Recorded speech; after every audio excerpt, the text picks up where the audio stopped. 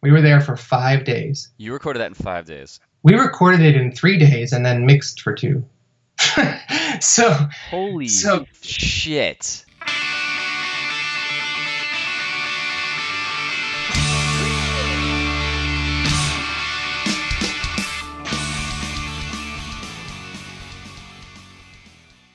Welcome, everyone, to This Was The Scene, the podcast that takes a look back at the late 90s, early 2000 punk scene. I am your host, Mike Doyle. Before we start, if you want to donate to the podcast, you can just go to thiswasthescene.com and you scroll down a little bit. There's a donate button in purple. You click on that and it'll take you through all the things you do. Thanks to everybody who's donated over the years. You help keep this thing alive. And also thank you to all the listeners, because if there was no one listening to this, there'd be no point really to keep doing this. This will be my first repost because of a bunch of things, just because of summer being very busy and getting people on the schedule to interview them. And also all the new listeners, they might not even known that I've done these old podcasts, because Apple starts deleting them, and I think other podcast services start deleting them after 100. So basically, like, they only keep from the latest episode and back about 100 episodes, and they start taking the other ones off the platform. I've seen that with other podcasts as well. So yeah.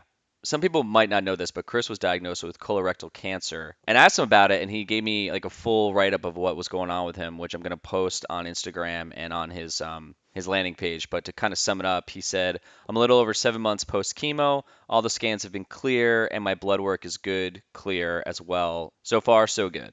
He said they discovered it while doing a colonoscopy, so they had to remove some portions of his body parts, and everything still works though, which is really great, and he's super lucky. This one hit home for me because my dad died of colon cancer in 2013. He didn't even know he had it. So he never went and got a colonoscopy ever in his life. And so basically, cancer was building in his body. He didn't realize it, and then it took him out. So for me, now knowing this, I had to go get a colonoscopy right in the beginning of 2020. And everything was fine, but I had posted about it because I was like raising some money to help pay for the bills or whatever. And then Chris had commented on it because I saw that he was going through chemo treatments, but I didn't know what for. And then he had commented on my post and said, yeah, like, that's what happened to him. He went through a random colonoscopy and they found this. So all the people listening, guys and girls, go out there and get a colonoscopy if you're in your 40s. Fuck it. I mean, people can get colon cancer in their 30s. So it's not, it's very preventable. I actually out-of-pocketed mine. It was about $1,200, so which really is not that bad. But again, just keep it on your radar. If it's in your family, you're going to be more susceptible to get colon cancer, and you should definitely just go schedule a colonoscopy as soon as you can. And finally, before we get into it, I always go and bullet point all the things that we talk about. So I went back to my old show notes from this episode, and this is what we chat about. The band not having a digestible sound, skating with the dudes from Captain Jazz when they were in high school, teaching himself how to play guitar based on what he thought sounded good, how he joined the band, Chicago pride, touring a lot, burning out the band, the Actuality of Thought DVD, framing canvas, Damon's drumming, and a ton more.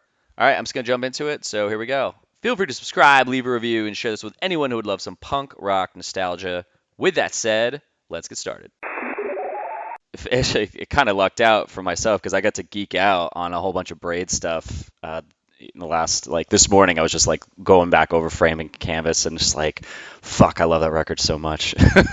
Oh man, well, thanks a lot. It's 20 years old this year. Is it? Oh wow, I guess that is right. Yeah, because I used to be in a band in New Jersey, and I remember we were on tour, and I bought framing canvas like around that time, and this was at the time where I was listening more to like the skater punk shit and like all the poppy stuff. So when this came in, it was such a leap from that and such a distance from this digestible music into this super technical album. And when I got it, I was like, I like this, but I'm not ready for it yet. And then I think in 2004, I re-listened to it right when I was prepared to like get it, and I was like, "Holy shit! How did I not love this record so much back then?" That's crazy. We've talked about this, me and some of the other guys, just how I think that like I don't when I play the music, like when we're playing it, I don't feel like it's heavy or difficult, right? Yeah. But when I go back and I listen to it, and I haven't listened to it in a while, we're not an easy first listen, I don't think. Well, especially for that time, it was such a jump, and I definitely want to talk about this later on. But that was the thing, 'cause you got to think about people are digesting so much. I don't know, just easily, like metaphorically, just easy snacks, I guess. Like the sweets and stuff. And you guys come in, and it's in there. It's very catchy and things like that. But other songs were just so fast, and you guys slowed it down and made it technical, where people. It was such a difference for people, I think, or for me anyway. But yeah, I don't know where I was going with that. Yeah, no, I mean I don't really know where, like from our point of view, we were just trying to make music, and so it was a combination of all the stuff that we had grown up doing, right? I mean, we all listened to. A lot of the same punk music. I grew up listening to lots of different punk, everything from like hardcore, like Minor Threat, and all the way to like The Cure or whatever. But really heavily influenced by sort of DC, Discord scene. So we were sitting in the Midwest where there were a lot of bands at that time like Screeching Weasel, a lot of these pop punk sort of bands. Green Day would come through, and that was sort of the skater punk stuff. And Suicidal Tendencies was happening, but there was this whole other scene from DC happening where these bands were experimenting with difficult different time signatures and like bands like Hoover and of course Fugazi and Nation of Ulysses and things like that. And we were sort of all influenced by that stuff, but also with what our friends were doing. I was like Captain Jazz or a band called Gage here from Chicago. So, everybody was sort of, we were experimenting with this, Shudder to Think was a big influence as well. Yeah. And I think that, we just took what we knew how to do and just tried to do something. Technically, I don't even know if by the time we got to Framing Canvas, I think we were technically all finally like proficient, right? Oh yeah. But in the beginning, it was more just like, what can I do, and how are we going to do this? Let's do these. What if we did 5 here instead of 4? Or what if we did this? Oh yeah, that's cool, and that really works.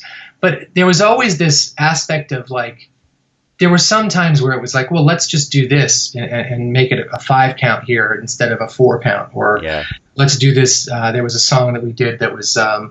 There was a break that was 2, 1, and 7, and the reason we did that was because we lived in the area code 217. It was just stupid, like sometimes it was thought out, but sometimes it was just, this is the way that it flowed, and eventually it became like, I think earlier on in my life, I was influenced by jazz and other stuff, and so jazz always had interesting things happening and like polyrhythmic things happening, and someone would be playing in 3s while someone else is playing in 4s, and eventually those all come back after 12. Well, that's what I want to get into. So you're going in the perfect direction, because this whole podcast is all about the late 90s scene.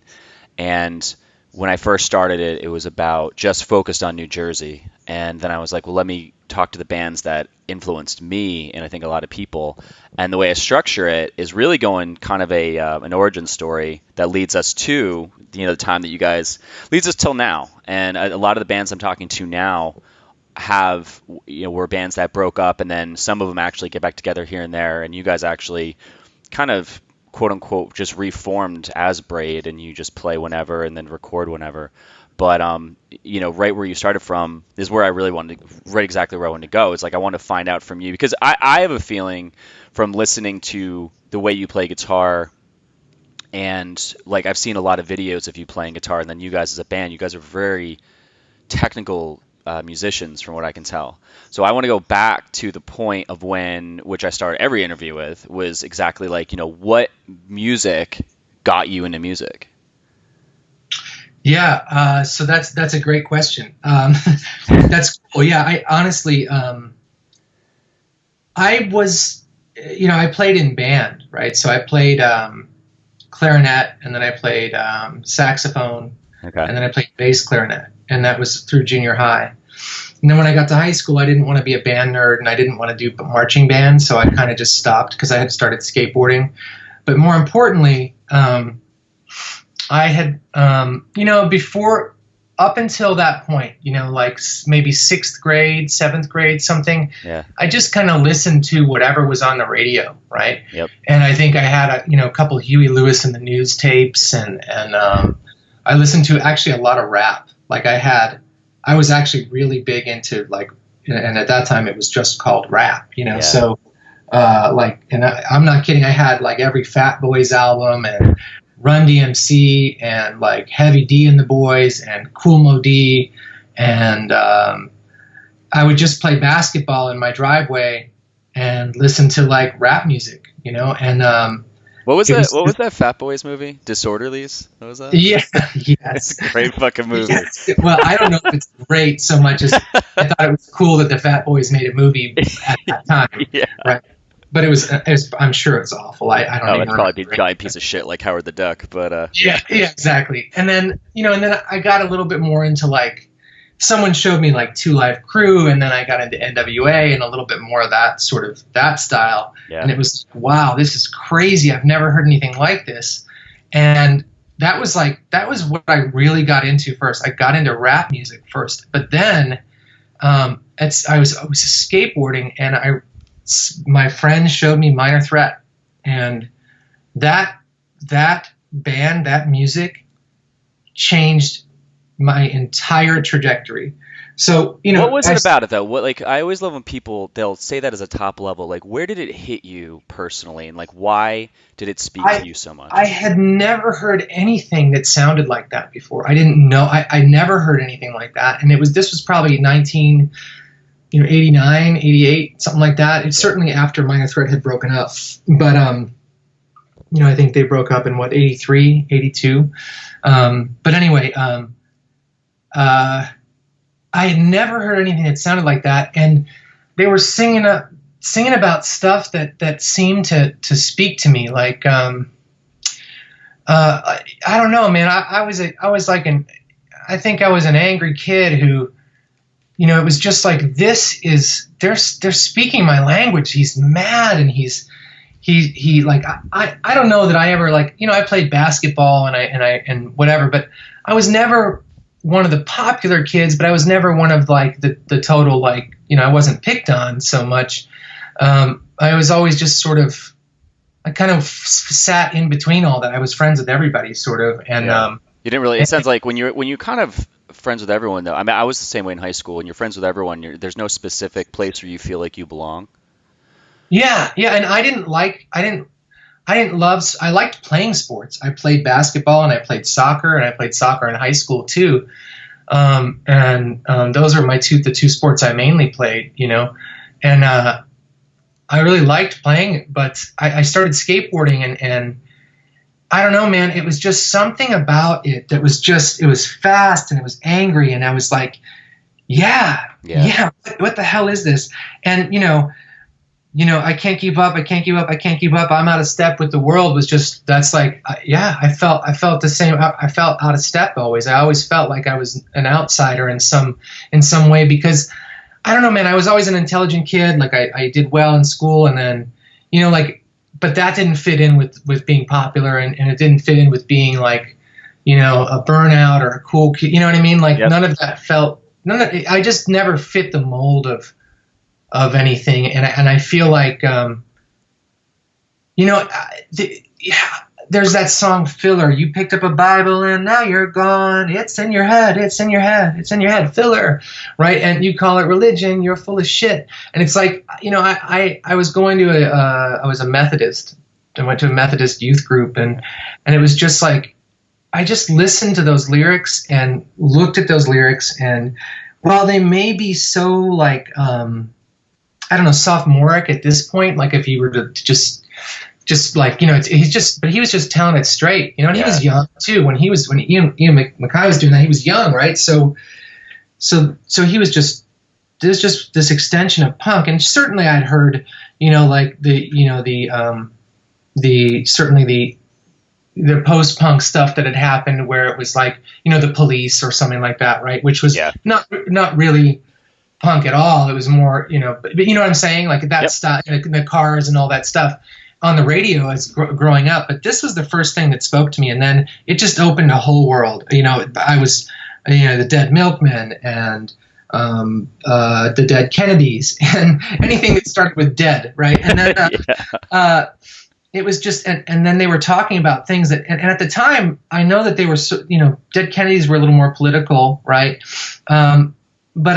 And Bad Religion, and I got into Bad Religion, like Against the Grain was another album that I felt like changed my life, because they were playing these punk songs that I had heard. Now by that point I was like into punk, right? And at the same time I was in high school taking like harmony and arranging classes. So I'd stopped doing band, but I'd started taking it was called harmony and arranging, which was just like composition class. So we learned how to compose, I already knew how to read music and write music and Are you a big theory guy? Like, did you understand theory? I did. I used to more than I do now. I get it. I do understand it now, but I'm not. I'm more of a ear trained person when it comes to anything that I play now. Is more ear training than. I took some guitar lessons here and there when I was younger because I wanted to learn how to play guitar, but it never really caught on until I sat down one day and said, I'm going to learn how to play guitar at the age of 16, Okay. And I actually, so for me, I started, so here's the second piece of that. So we're skating, we're listening to that music. And I have to say one thing about Bad Religion. They were so intelligent with their lyrics. Yeah. Their lyrics are so, especially Against the Grain to me. That was the album that really made me realize, holy shit, it's not just about these like punk songs that are just 3 chords and people are mad. Like this guy actually had a voice and also was so incredibly intelligent, so very verbose, but also very intelligent with his lyrics. Modern Man. That speaks to now even. That song Modern Man, evolutionary betrayer, modern man, ecosystem destroyer.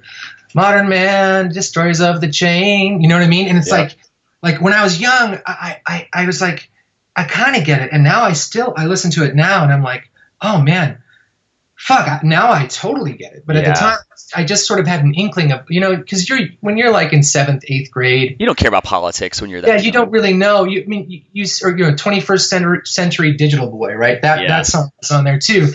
And I got it, and it was cool, and it was intelligent, and I thought it was so cool that this guy could fit all these like incredibly, all these, I don't know, just very verbose, right? Oh, just so like super words. smart lyrics that he crammed together, like Stranger Than Fiction. I mean, just how he piles all that on, and it's all this, everything's a complete thought, and it's just so in depth when you're like, you go back and read one line, you're like, holy fuck. Exactly. And it's like, you're like, what?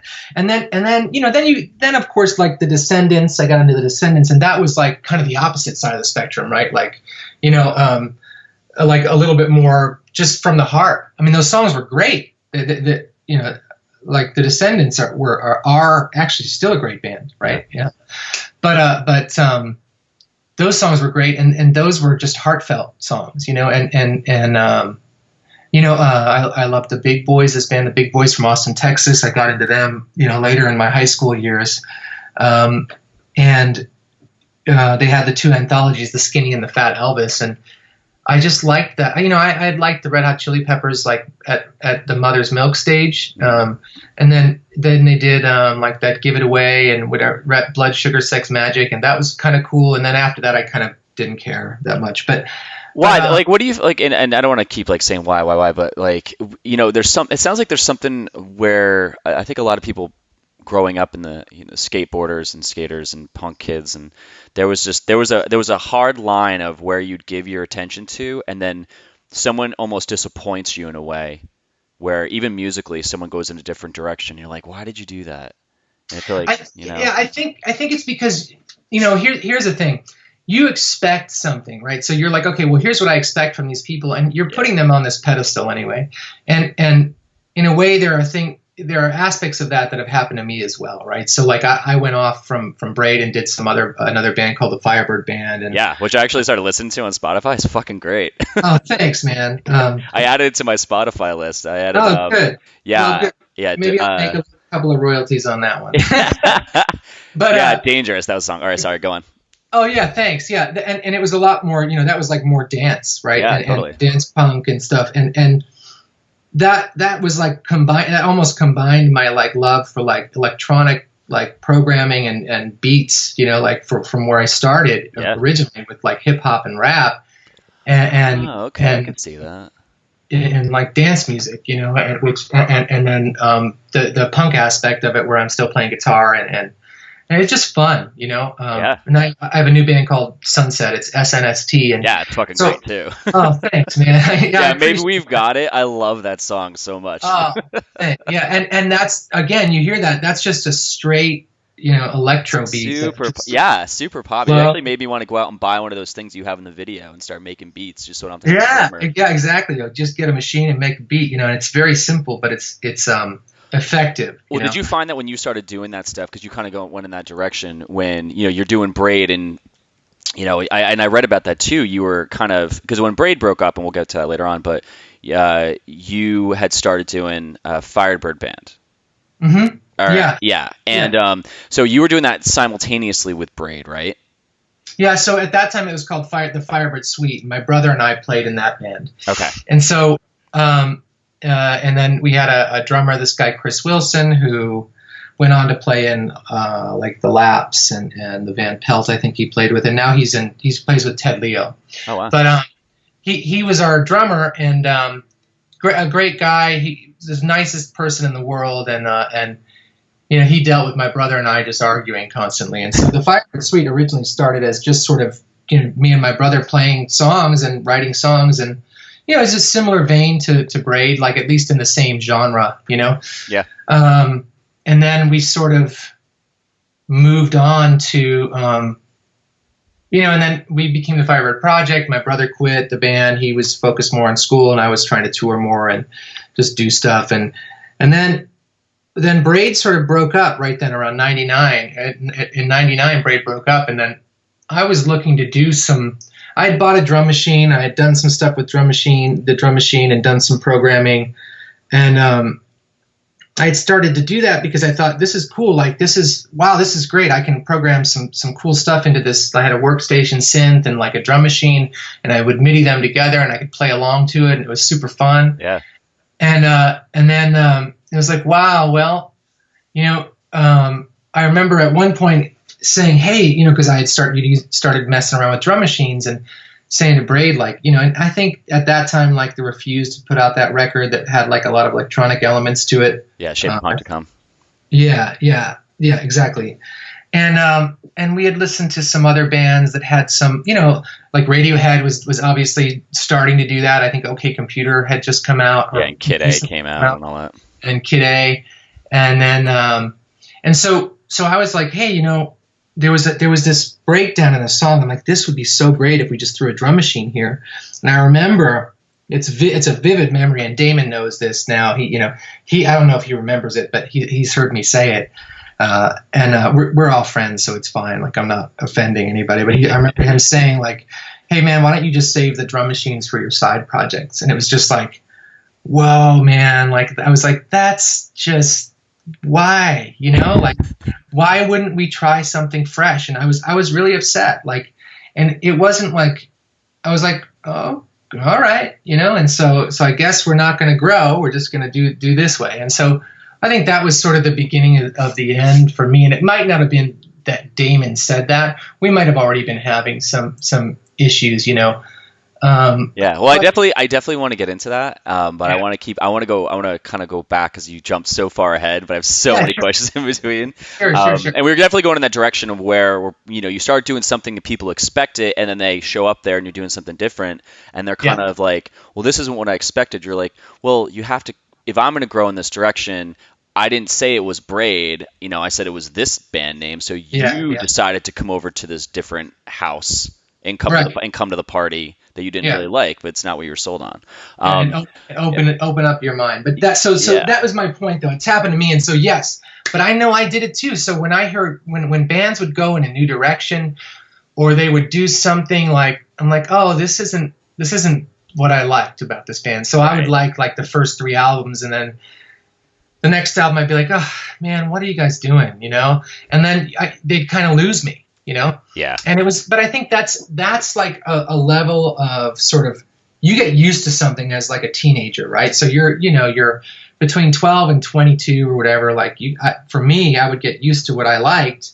And then when someone stopped doing that, I was like, well, you lost me. So I'll listen to your first 2 records, and now I'm like writing this band off all of a sudden. And so I get why it happens, you know, because I would do it, you know? Yeah. And I don't know why it was. It was just, and the other side of it was, there was this weird thing about selling out back then, like, because at the time you could make a living as an indie artist, right? Yeah. And if you signed a major label deal, we all knew that, like, you were in it for, you know, not the right reasons or whatever, but, you know, really everyone's just trying to make a fucking living. Oh yeah. Like when you know, but we didn't look at it that way, right? We were, you know, when you're 15, you're like, you know, and it was such a big deal back then because it was more like, we felt like you should make a living, especially coming from having that sort of Discord mentality, like Discord Records and Ian MacKaye and fucking, you know, Guy Picciotto and all those guys, doing it all on Discord and still touring the country and still playing for $5 shows and all that. Yeah, $5 shows and still playing, like, you know, I'd seen him in small venues, and then I went to see him at the Aragon Ballroom in Chicago, which is like a 3,500 seater, you know, with, like, you know, Tar opened for them, and, like, I didn't care about Tar, but nothing against Tar, I just wasn't a fan. I just wanted to see Fugazi, you know. Yeah. And so to be able to do that on an independent level, the funny thing is, as a young kid, man, you don't get that it takes, like, it took them, you know, 20 years of playing in different bands to get to that level and playing, you know, putting out, like, all these records, and the music industry was different then because you could sell, like, you could put out, at that time, you could put out a 7-inch as an unknown band, and you know, just a 1 7-inch, and you'd sell out of the first 1,000 immediately, no matter what, you know? So if you were known, you'd press a lot more, and you'd run through them, and people would buy them because that was before the internet. You know? So there was a time when you could make music. Yeah, 100%. Well, so we grew up, the Jersey scene, you know, the whole first part of my podcast, the first, like, 28 episodes, they are talking about New Jersey. New Jersey had this scene where we just created this thing, and it just exploded for about like 3 or 4 years, where it was great. But we would always hear about Chicago. And when my band, I had a band called Lanemeyer, and we went on tour, and we heard about the Fireside. And right before we went on our first tour, we kept hearing about this mythical place called the Fireside and how amazing it was. So we had an understanding that Chicago was this fucking great town. So from your perspective of growing up and being in high school, so you're playing, you know, you're starting to play music, you're learning guitar at 16, you've got this musical background. So, like, when you formed Braid and got into the local scene, were you going to shows first and then form the band, or did you form the band and then that got you going to shows? That's a good question. So they kind of coincide, right? So I had been, you know, I went to high school in a place called Wheeling, Illinois, and we all went to high school with some with the guys in Captain Jazz and oh wow, and then you know, this band Gage was from around there. So I started going to like, so from skateboarding, I met these guys who played in some bands, and I met, you know, Victor and I, you know, a friend of mine, guitarist of Captain Jazz, and he and I skated together, you know. That's crazy. And like, yeah, Tim would come skate, Sam would come skate, we'd all skate, you know, and a bunch of the other guys in a lot of the other bands. So it turned out all these guys were in bands. So I started going to shows to check it out, and we formed a band. You know, I was in a couple of bands with some of my friends who were those guys were all a year ahead of me, except Mike. Mike's a year younger than me, but so they had some other band before Captain Jazz that was all the same guys except for the drummer, and then Mike actually came over when they became Captain Jazz. And I remember getting their first demo tape. Like Victor got in my car and played it in my tape deck, and we just listened to it. And I thought it was the greatest thing ever. Yeah, it was different too for that time. It was totally different. I was like, this is, and again, I was at that point I was wide open because I had been exposed to like Minor Threat and some other stuff, and actually Tim's the guy who introduced me to Nation of Ulysses, and I hated them when I first heard them, but then about a year later or however long later, he let me borrow the CD. He's like, hey man, I know you like Minor Threat, you probably like this band Fugazi, and then he gave me Nation of Ulysses to check out. And I had another friend who worked at a record store near my house. I could walk to it, so he would always show me stuff. But that said, that's how it started. I started checking out stuff that people would give me, and then like I remember Tim walking through the halls saying, "Hey man, we got a show coming up. You should come." Or we're on this comp, and he would be selling comps, that where Captain Jazz was on a comp in high school. Like this was happening in high school. Yeah, in high school. Oh, that's wild. So like we went to, I went to my band, one of my first bands opened up, played with Captain Jazz in Tim and Mike's mom's basement, Now, was this in Wheeling? Was this in where you grew up, or was it like out? Because I know you guys are Chicago is the main part is like the city part, but then what we learned was there's all these suburbs with that where a lot of the music was happening. So and that's where so it's the northwest suburb, and that's where Captain Jazz is from, and that's where I was from, and there was some west suburbs that had a different scene. Like Bob Nana Bob from Braid played in a band called Friction that was from Lombard area, and Gage was from Lombard is a west suburb, and then there's another area like West Chicago and I can't remember the names of the other suburbs out there, but those are the other suburbs where a band called Gage was from, and there was some other band like Sidekick Kato. I don't remember. I think they were like a northwest suburb band too. Okay. And there was some other band then there were other bands that were Chicago bands like Apocalypse Hoboken and a lot of those punk bands, and but there became a pretty quick. It was pretty obvious that there was a separation in the scene. Like at the time, sometimes there would be band shows where Smoking Popes might play and Captain Jazz might play, but or the Bull Weevils or and Oblivion was big back then too, right? Oblivion, or No Empathy or any of those bands, but that didn't, eventually those scenes sort of split off, like if you liked that Chicago punk, you didn't like this new stuff coming out of Captain Jazz or whatever. And if you liked Captain Jazz, you didn't necessarily like that punk. There was a lot of crossover stuff, but at that time everybody was, posturing and we're all like 16 to 20. So we want to be right and cool. Right. So that said, but yeah, I felt like what was happening where we were was I don't know what it was, but it was just, there was this feeling to it that was just so real, And, I mean, one of my first bands, we were highly influenced by like Shudder to Think. And I've always had a little bit of a higher voice. So I sang pretty high, and we did some shows and some stuff. And I think we recorded one song that was a little more heavy than the rest of them. But, so that said, so I started going to shows in basements. I started going to shows at like a JCC hall, Moose Lodge. So I met I skated with this guy, Eric, who played in the Firebird Band for a while. He played in that band Ghosts and Vodka, and he played in which is like, I think him and I think Victor was in that band. I think Sam too, from Captain Jazz. But Eric used to do shows at this Moose Lodge and in a town called Arlington Heights, and so he'd have like Captain Jazz play and Gage and sometimes there'd be a touring band like Hoover or somebody come through, and that was great. That stuff was awesome, and that's where I was really exposed and introduced to a lot of new music. At that time, comps were kind of big, so you'd get a comp because someone would do a comp with all the Chicago bands, and that's how I was introduced to a lot of them. And I remember being at a merch table one time, and one of the guys that I played with in the band was like, well, you should get this. This is called Friction. You'll probably like it, you know? So I got it, and I liked it. I thought it was pretty cool. And I actually never saw them play, but a year and a half later, you know, so that's about 16. So about 16. And I was playing in bands here and there, and then I actually moved my senior year to a new high school. That's a long story, but it's nothing bad. I just did. And so I kind of moved away from all the friends I had that were doing bands. And so I tried to still play in bands. I would drive back to my old suburb, but I lived so far away that I was way up north.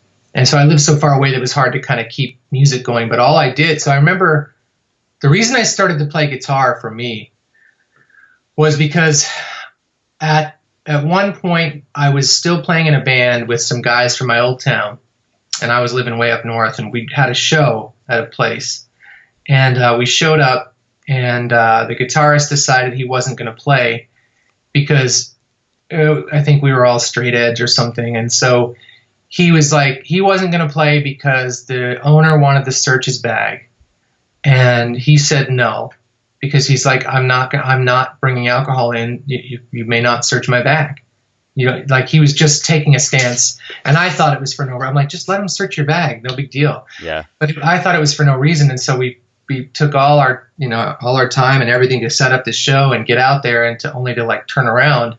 And at that time, we only had one guitarist, and I was just singing in bands at that time, just singing. So then we went on to, so then I was like, fuck this. I'm going home and I'm learning how to play guitar because I could play, but I wasn't very good at all. Like I remember him trying to show me parts so that we could have two guitar parts. And I was just I just couldn't do them, you know? Was it like the positioning the fingers for the notes and things like that? Just getting into that? It was just too fast for me to do. Like I could do it if I had enough time or enough practice, but I just wasn't good. So I went home, like after that show, I was like, fuck this, I'm done with these guys. And so I went home and just started playing guitar every single night for like 3 hours. Wow. Sitting in my house with headphones. I had a guitar amp, a Marshall combo amp that had a headphone out. So I would just play with my headphones in for, 2-3 hours a night. Were you listening to yourself, or were you listening to? Because I remember when I started playing bass, I put on Rage Against the Machine's first album and just learned. I had a snow day, and I sat there for like 3 hours and just learned it as best I could. Did you? Yeah, no, I never, ever did that. And I know there are people who do that, and like you did. I was always just focused on your own style. Yeah, I just wanted to just do. I just wanted to play and make the guitar do something cool. Wow. And so I just started playing and finding out. I knew what a power chord was, of course. I knew all the basic chords and how to do bar chords and stuff, but I just wanted to focus on making it sound cool. What was the instrument you started with? You said you played clarinet in the band when you were in middle school? Yeah, 5th grade. So did you have like the idea where you translated notes over to chords where you're like, well, this works like this on a clarinet and then this would work like this on a guitar, or did that not ever bridge? No, it didn't bridge till later, to be honest. It's until I started really doing a lot more stuff on my own, like arranging and things like that later. Okay. But it was literally just like, it was so foreign to me because I had played, reed instruments with reeds and fingerings, Yeah. And I'd taken like a beginner guitar class at my high school had a guitar class for a period. So I would take guitar class and, classical guitar, and, of course there was still that was 1990. So there was still, my freshman year. And so it was still like, a bunch of guys with like, Yngwie Malmsteen long hair doing, like solo runs and stuff on the classical guitar, and me like just learning how to position my fingers right, because I wasn't used to a stringed instrument. Even though I took guitar lessons like in 2nd grade or something, 3rd grade, and it was just, it never caught on for me. I actually had an electric guitar at home, but I didn't play it that much. And when I did, I actually think I tried to learn how to play the Star Spangled Banner like Jimi Hendrix once. But I always did it by ear, with a guitar. So I never would look at music or listen to much music and try to play it. I just played by ear, you know? So when you were doing this, you're at home, you're practicing and learning this. It was this around the same time. So then did you start getting confident in playing, and then you just kind of bumped into like how did Braid form? Because Braid form was already a band prior to you, and it started with four completely different people except for Bob. He's been there since the beginning, but there was like a girl in the band too. Yeah, Bob, Todd, and Roy Bob and Roy were there from the beginning. Bob and Kate, Roy the Roos or Kate Russ. Kate Roos, I think. Okay. Yeah, and so she was the original singer of the band, and then and then Bob took on after her, right? Yeah, and then Jay Ryan played bass. He played in Dianoga, and he does a screen printing business. Right, actually, I just ran into him the other day at a park at this big what was it? Marshmallow roasting festival, like out here in the burbs. I ran into him. He was with his kid, and I was with my kids, and it was crazy. I was like, wow. Jay? He's like, yeah. He's like, hey. And I'm like, I was just crazy. So but that's nuts. Yeah, it's nuts. But that said, yeah. So they were a band, but that was the thing. Like they were a band, and then you came in later on. So how did that transition? Because this whole time you're now teaching yourself guitar, and you came in as a guitar and vocalist. Right. I actually came in as, I think, just originally the vocalist. So here's what happened. Okay. So I'd been playing guitar and just really working at it and just whatever, And then I went. So I actually had Braid had put out one song, and I had that song. It was on a double 7-inch comp called Ghost Dance, because Captain Jazz had a song on there. So, of course, me being friends with them and being in school with them, I bought like all the stuff they were on, because it was like at that time you would just buy a record and it was like, $7 or $6 or $5 for a double 7-inch comp with all these with bands that you're excited about. And so I had that song and I had heard it, and I knew who Braid was. At least by name. I thought it was fine, if you listen to that song, it's called Elephant, I think. Okay. And maybe it's fine. For that time it was interesting. It's all right. Probably went over fine live. So what happened was I got into U of I in Champaign, and that's where Braid was, and I didn't know that, but I had a friend who's like, hey man, I'm going to see this band. It's Bob Nana from Friction, because we both knew, I knew who Friction was because I liked their music because they were in the same scene as the bands that I was friends with. So I went down there and before we even started my first class of the semester, you moved down to college and it's about 3 hours south. So I was in the dorms, Yep. And my friend's like, yo, man, let's go see this band. I talked to Bob. I've been, I think at that time he'd like emailed him or something. Email was like fresh new, like, and we got an email address when we went to school, and I didn't really use it, but so this was 94. Okay. So like August of 1994, and I was still 17, so I was always like, I was one of the youngest in my class, so I was always like almost a year behind most people. So that said, I went to the show, and my friend introduced me and said, and I remember Bob saying that he said something like, Bob's looking for a singer.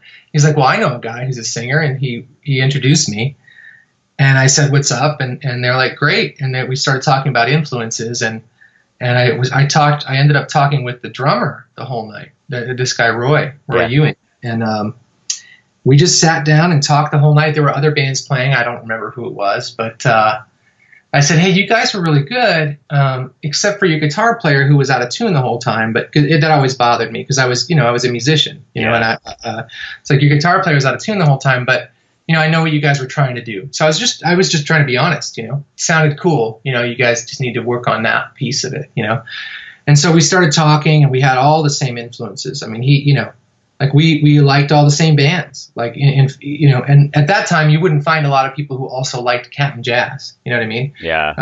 They weren't a well-known band. I mean, they were well-known, like maybe in the Chicago suburbs a little bit, but not everywhere yet. I think they had maybe done a tour maybe Midwest tour or something. But in any case, and then all the DC bands we liked, and we just commiserated on all that stuff. It was great. And then when I was leaving the show, Roy was going around and introducing me as the newest member of Braid. So I was just sort of like, yeah, sure, totally. I definitely want to join, And so I think they were looking for a singer at first, and I did join as the singer. But Bob, Bob's actually a really good lyricist, and so he'd be like, great, let's see what your lyrics are. And I just wasn't at the time, and I've certainly gotten better as the years have gone on, but I would just sort of get there, and I think I was intimidated because I had heard Friction, and I knew he was a singer, Yeah. And so I think I was probably intimidated at the time a little bit at my first practice. I don't remember, but I'm sure I was. But I also remember thinking, like, man, this other guitarist is not really keeping up or whatever. But it also wasn't. There was nothing against him. I actually know him, and he long story, but he put out my first band's tape back when I was like 15. Okay. The other guitarist of the band, who I ended up replacing. Okay. So his name is Pete. And so I ended up, one day Roy suggested I bring my guitar to rehearsal. And I did. And they all liked what I was doing. And I think, Pete at the time was feeling a little bit like, we thought we'd just be 3 guitars, big deal, And then I think at one point we decided we were going to go in a new direction, and they felt like it wasn't me. I didn't have any say. I was just like going on. I'm like, whatever. Like, I just want to play. So I'm not here to do anything except play. But they decided that I was a better fit, and so we had a meeting with, like after a couple of practices, I think we had a meeting with Pete, and Pete and I lived in the same dorm. I saw him. Jesus Christ! I saw him in the lunch hall or something at lunchtime, and I knew that they were going to kick him out, and that was the plan. And so he's like, "Do you know what this band meeting's about?" Like, I'm like, "No, I don't know." Like, I was just trying to play stupid because I couldn't be the one to tell him. It wasn't my band yet, really. So the guys get to my dorm room, and Pete's in there with me, and they're like, like eyes wide. And I'm like, yeah, I ran into Pete in the whatever, So I think we were going to have all of us talk first and then talk to Pete. But long story short, we go across the street to this park, and all of a sudden, it's actually very, very, there's this path, right, that we're standing on, and I'm standing next to Pete, and these 3, Roy and Todd and Bob, are talking. And no one's talking first. And finally, Bob's like, Pete, I think we just have to talk. We just want to move on. And so I just walk over to the other side of the path. And then it's the 4 of us on one side and Pete on the other. And it couldn't have been more symbolic of what was happening. Like, everyone who's in the band, come over on this side. Not so fast, Pete. Crazy. It was crazy. And he was very upset. Oh, I can imagine. Yeah, and he really, I think he really liked being in the band, and I would have hated for that to happen to me. So, I tell this story with the caveat that, like, I never had anything against Pete or any, or any of the guys, that for that matter. But he's turned out to be a good friend and a supporter. Like, at least in future days, he would come to shows and say what's up and come see us at Metro and here in Chicago and stuff. So it's wild. Yeah, just crazy. But so that's kind of how it started. And so I joined Braid at 17. I turned 18, that September, just probably a week or 2 later. And I went over to where they were recording this 7-inch, and they had already recorded it. And I think Pete had some parts on it, and I just instead recorded new parts on it. So was that 7-inch? My parts in the studio. Was that 7-inch part of Movie Music Volume 1 and 2? Yeah. So it's the 7-inch was called Rain Snow Match. It's the songs like Motion Light and Perfect Pitch. No, not Perfect Pitch. Motion Light and I can't remember the names of this other song. There's 3 songs.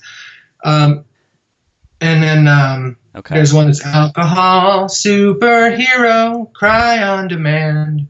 Tell me again, my friend, you sounds like violence. That's what it is. Okay. That song is on it, and something else. Some of this, maybe. Yeah, that's actually, yeah, Sounds Like Violence and Motion Light, I'm sorry, are the first two songs on volume 1.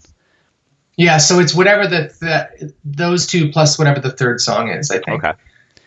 So you guys recorded this, and then, so what was your first show? Like, where was that at? It was just like the four of you. Oh man, I think my first show was probably at the same.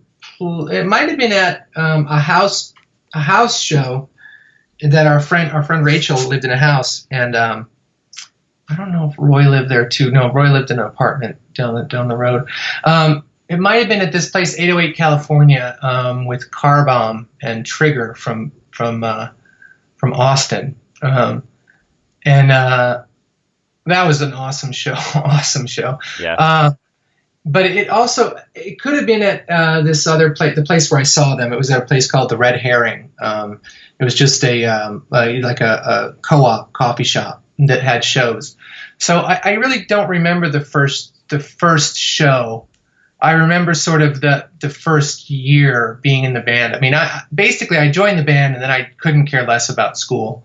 I mean, I was going to school for photography, and I think I probably got C's in a few classes and D's and F's, and then. Do you think being in the band kind of like put you on that downward slope where you started kind of pulling back from class and putting more? Oh yeah, energy? I was done. I didn't care about anything but the band. I remember when we would go around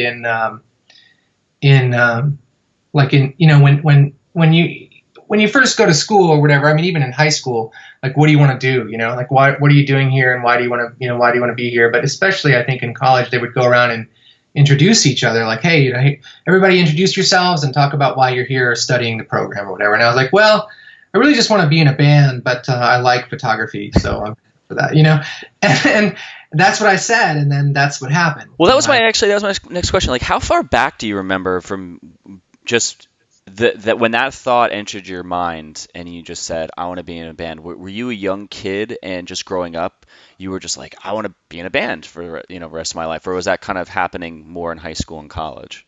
Well, it started really happening in high school. I think I thought maybe I liked skating in junior high, and I didn't know, and some people might have known what they were going to do in junior high and stuff, 7th, 8th grade or whatever, but I was just sort of, I don't know. I didn't know who I was. You're kind of winging it, just like, I just show up. Yeah, I wore like parachute pants in 7th grade and listened to hip hop and rap music, and and then 8th grade, like, I got a skater haircut. So, I had like a mullet in 7th. Actually, 8th grade, I had a mullet too. If you look at my 8th grade photo, I have a full on 80s, like, parted in the middle, on the, like, up high, like, and then long hair in the back, mullet. And then by freshman year, it's a skater cut, So, all I knew was that I was like, by freshman year, like, I knew that, like, punk rock and this whole, like, when I say punk rock, I mean everything that goes along with that. Because freshman year, I was introduced to a lot of other things, like The Cure and the Smiths and a lot of other things that weren't just this heavy stuff. And again, that was still fresh and new to me, all that, And then new wave from the 80s that I had never heard, like, things like Depeche Mode and shit like that. Yeah, Depeche Mode, which I love. I love Depeche Mode. Yeah. So that was really sort of, I think I knew, like, we had started doing bands anyway, right? So I'd been playing with guys and playing guitar or whatever, and just playing in a band, right? Yeah. But we didn't really. I think my first show was probably in Tim's basement, Kinsella's basement, I think. And then you guys you start the band. You said, like, the first year you just started playing like a lot of shows. Did you start branching outside of Chicago, or was the scene there just so big that you could just kind of grow there? When I was in high school? Like after college, you joined Braid, and then you kind of just slowly backed off of photography, and you're like, I just want to do this full time? Yeah. I actually basically just didn't go to class at all the second semester, so I was done. Like after my freshman year, I was just done. Yeah. So I actually, so we started doing shows. We were in Champaign, so we were about 3 hours south of Chicago, and so 2.5. But so we would do shows in Champaign. We would do shows. Sometimes I think we were offered. I remember distinctly playing a show in Danville, Illinois, at a kid's 15th birthday party because he liked our band so much. His mom called and asked if we would come play his 15th birthday party, and we were like, "Hell yeah, we'll come play this 15th birthday party. This will be great." And it was in a gym, at like a junior high or a high school or whatever it was, and his whole class was there, and his whole whatever you are when you're 15 or 16, maybe it was his 16th birthday, but we played that, and that was probably one of my one of the first 10, 15 shows I played with Braid, and that was 30 minutes outside of Champaign. That was probably the first out of town show I played, and then we started branching out, going to St. Louis, or Springfield, Illinois. There was a skate park there that we would play sometimes. And then Springfield might have been the first out-of-town show I played. And then we would start playing Chicago. So that was when Fireside was going. Yeah. So we were doing Chicago shows, and I think we might have played at like a VFW or something like that. And then we started we basically just, I think we played Metro. Metro's a big place. So they would do these college nights where they would have all these bands from Champaign. You'd give out tickets, right, with your name highlighted, and they'd see how many people came, and Yep. we weren't getting paid much, but we were just doing shows at a big venue. I remember walking onto the stage at Metro and being I was 18 or 19, maybe 18. It must have been 18, and I couldn't believe it. I was like, I have seen major acts come through here and play this stage, and here I am on this stage right now. I'm like, I cannot believe it. Wild. And it was just for me at 18 to be a kid at 18 playing in a 1180, it's 1200 capacity basically place at a place where I'd come to see Sonic Youth and bands like that, or I think I saw Curve there, and Blur, and who else? Juliana Hatfield, and when I was in high school, I went to so many. So in addition to these house shows and stuff, I went to concert shows. I saw The Cure at this big World Music Theater here in Chicago, and I remember seeing Morrissey, at another place like that. But I went to shows quite a bit. Okay. I was a fan. I went to everything and anything. I think I saw Green Day and Bad Religion and Seaweed play once. Oh wow!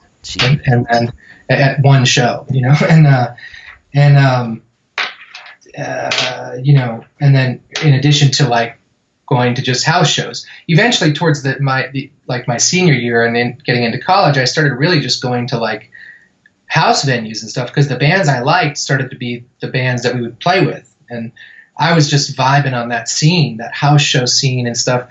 Certainly we'd play venues in Champaign or whatever, but, they were still heavily dominated by this sort of old guard of one club was still more metal-y than anything, in 94, 95. Uh-huh. And you had all these metalheads kind of running it, and they were kind of just jerks, you weren't playing metal, so they didn't like you, Yeah. And then, how were you guys perceived around this time? What was the reaction to you guys as a band? Because your first record it's definitely more punk sounding. It's definitely got integral music parts, like Frankie Welfare Boy, Age 5. Yeah. So then between that and then the Age of Octane, is that how you say that? Yeah. It's you could see you guys had this technical side to you in your instruments, and I know that your first drummer, Roy, I remember just hearing about him, and he was just fucking sick. And then Damon's fucking sick. So that was the one thing that I always remembered about you guys, because they would talk. Everyone would just knew you guys as this very technical band, and So when you guys like, you're doing these records at that time, your sound's kind of evolving. Like Hmm. it was like, we don't know where we're going with this, but like, what was people's perception of you? Because with the first record, you're progressing. So did they stick with you through that, or did you find that you got more people as you got closer to Frame and Canvas?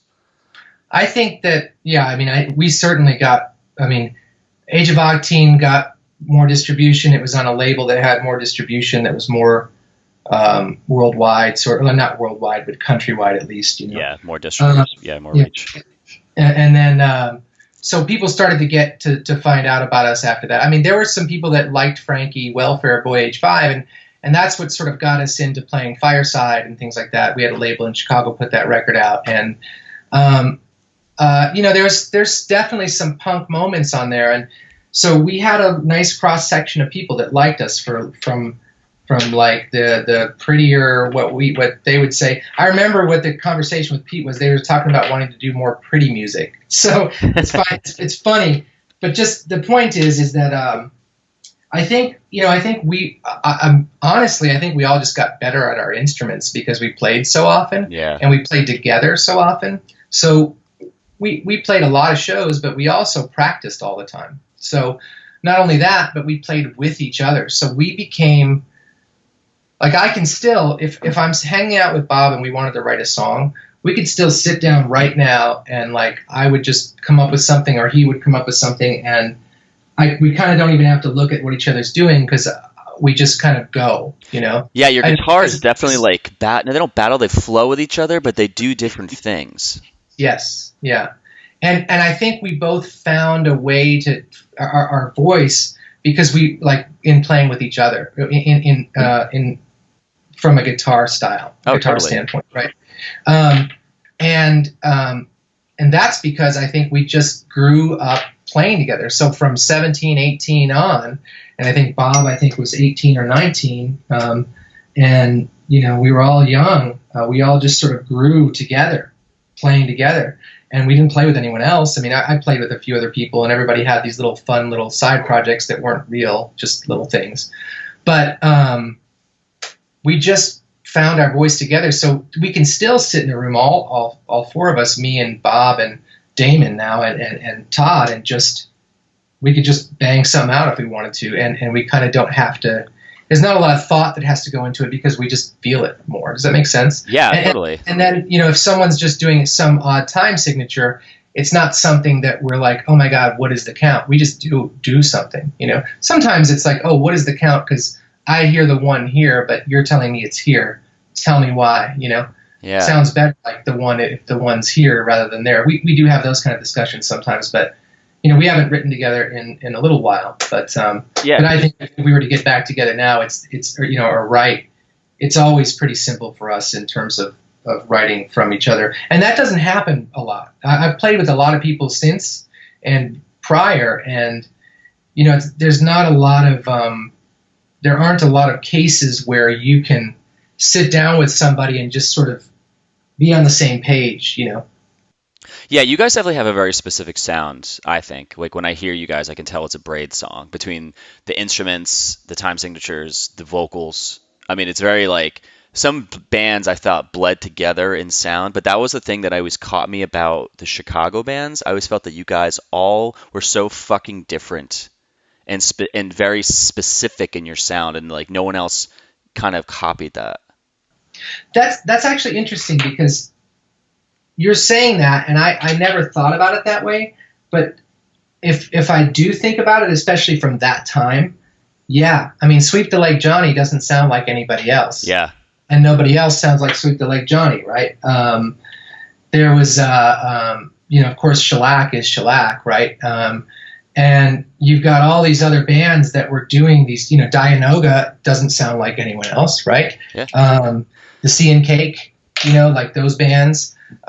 Tortoise, all those bands created their sounds. Yeah, but I was always confused by that. I'm like, why? Because in Jersey, we would all not rip each other off, but we were all, I think, influenced by each other. Where I think we were writing songs that were very super straight up pop punk, fast, whatever. And then it kind of branched off later on, where the Thursdays came out, and Yeah. Like way later on, like Gaslight Anthem and shit like that. But yeah, Chicago was always very and and then SoCal punk and all that. I felt all sounded very same, but it was always so interesting to me. I'm like, what's in the water out in Illinois where you guys I don't know if it's so much of it's this interesting because I do think there's this very interesting part of Chicago that or Chicago specifically, because it is a mecca for music, really. Oh yeah. But everyone in Chicago has been exposed to Chicago music, whether it's blues or whatever, right? And that's specific to Chicago, right? But at the same time, we're influenced by the two coasts, right? We're sort of the third coast, right? Chicago, that's right, the third coast. Yeah, totally. So like California's doing one thing, and East Coast, New York, DC, they have their own sounds too. Like I know what a New York hardcore band should sound like, and I also know what a DC band is going to sound like, or at least sort of like a not exactly, but at least there's a specificity to it somehow, right? Yep, totally. And I know what a band from Chapel Hill is going to sound like at least a little bit, right? And a band from Florida is going to be, is going to be a little more, hot watery. Yeah, they're going to be like super gruff and dirty. Yeah, exactly. That's where you get Against Me, or the early Against Me stuff. Totally. It was a lot more like punk and a little more gruff, right? Yeah, it was like dirty punk. What do you like Chapel Hill, North Carolina? Yeah. Who came out of there? Because I live in Raleigh now, and I want to ask you a question about the Actuality of Thought in a minute. But who from Chapel Hill like Superchunk and Arches of Loaf and Povo and all those. I didn't know they were from. Yeah. Oh wow. Yeah. So all those bands, and then you've got like Mile Marker was kind of half Chicago, half there. But my point though is that Chicago, I think, is heavily influenced in and of. We're all influenced by each other, certainly. Oh, but definitely. I think that just like you guys said, you were right in New Jersey. But I think one thing about Chicago is we're trying to marry our love for our East Coast and West Coast sounds and create our own. Like I don't know that there's intention there to create our own sound, but I think there's something unique about the Midwest and Chicago specifically. There's a work ethic there that I think to try really hard at something, right? And try to do something fresh. I don't know why, but I feel like that's something that I feel. So I don't know if this will make sense, but in a lot of different places, I felt a lot of people were trying to get out of their state or their city. And I knew in Jersey, we were always trying to leave, even though we loved what we built. We're always like, oh, fuck New Jersey, we're going to get out. And then majority of people stayed there. But in Chicago, every time I went there, people were like, yeah, we love it here. We want to stay here. And there was almost like a pride to it. And maybe subconsciously, and this is like total way out there theory, but maybe the fact of that Chicago has such a very respectful name in the music industry. Maybe when bands were writing songs, they're kind of like, well, we kind of have to, if we're from here, there's this scene that we want to like be a part of, but there's also this level of being from Chicago that we have to kind of hold on our shoulders. I don't know. I mean, again, that's a total out there thought of it, but it just seemed like you guys were all proud to be from there and you wanted to just kick ass. I'll tell you what, Chicago does have a lot of pride in itself. The people in Chicago are who have lived here forever are very into it. And you're right. I mean, the amount of Chicago's flag tattoos that you see on people who live in Chicago is astronomical. I mean, it's crazy. It's two blue bars with I think 4 stars. I'm going to 3 red stars or 4 red stars. And embarrass myself, but I'm going to look it up right now. Everyone's like, you should know this, Chris. Yeah, exactly. Yeah, it's 4 stars. Yeah, that's right. So, yeah, and so that's if you see that on someone, you definitely know they're from Chicago, but you also know that like that's on about like every other person with tattoos in Chicago's got one of those. Yeah. Did you guys ever like sit down as a band and talk about the future and say, this is the direction we want to go in. Is everyone on board? Or did you just kind of happen to go there because you're like, we just want to keep making music and things are just kind of happening? Like, That one. did you Second. let the Second. flow, so you let the flow just take you because you wanted to show up and say, hey, let's just make music, but let's just love doing this, and shit will just start happening. Yeah, and I think that therein lies some of what our downfall was, right?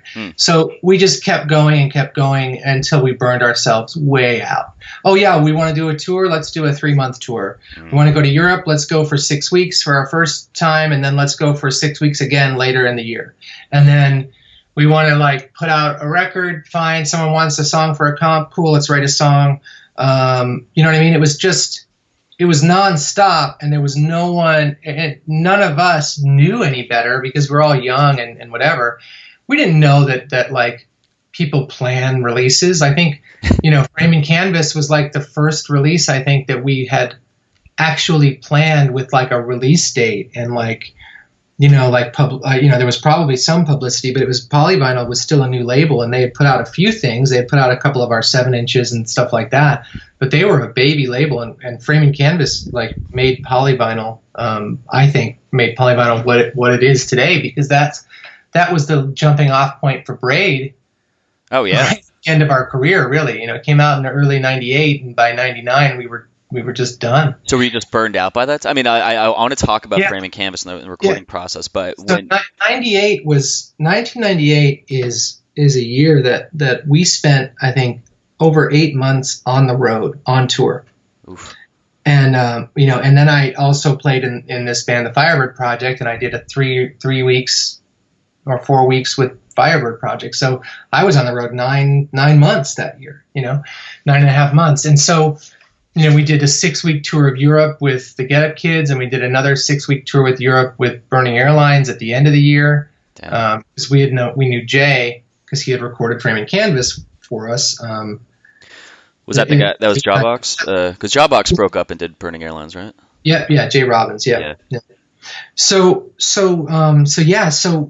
we weren't. No one told us, hey guys, take it easy, or like, you guys are having band problems, why don't you take like a couple of months off and then come back? That we didn't have. Like, I think we finally had like a booking agent, towards the end of the year, and then we finally had I don't even think we had a manager, and not that any of that matters, but again, we weren't thinking about this as a career until it just sort of became a career while we were touring all the time. And like, we were still booking all of our own tours mostly, until sometime in 1998, Were you guys actually making a living off of this, or when you came home from tour, you had to find a job real quick?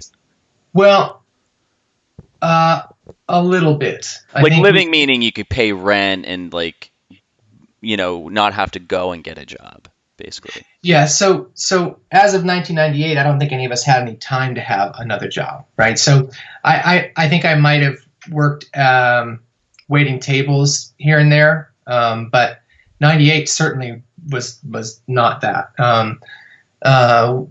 And we still weren't really making a living. I mean, because we weren't at home, so we at least could pay rent, but our rent was really cheap. We all lived in a house together too. So here's the other piece.